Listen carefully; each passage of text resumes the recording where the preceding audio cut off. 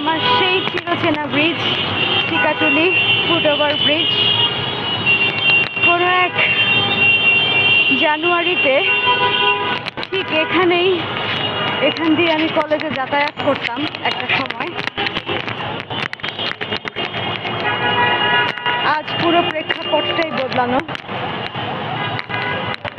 আজ এক সময় আমি এখানে স্টুডেন্ট ছিলাম, এখন আমি জাস্ট এদিক দিয়ে শুধু যাতায়াত করি।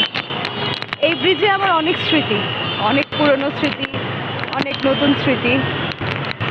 বলা যায় যখন আমি আমার জীবনের প্রথম যে সম্পর্কে জড়াই, এই ব্রিজে আমি অপেক্ষা করছিলাম আমার সেই প্রিয় মানুষটার জন্য, যে আমাকে ধোঁকা দিয়েছে আনফর্চুনেটলি। এই ব্রিজটাই ছিল আমার কমন স্পেস অপেক্ষা করার। আজ সেই ব্রিজ দিয়েই আসলাম।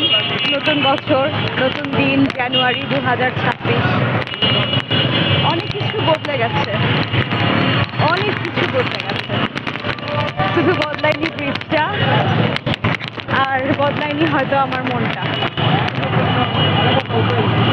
তবে হ্যাঁ, আগের থেকে এখন ভালো আছি। সবাইকে নতুন বছরের আবারও নতুন করে শুভেচ্ছা।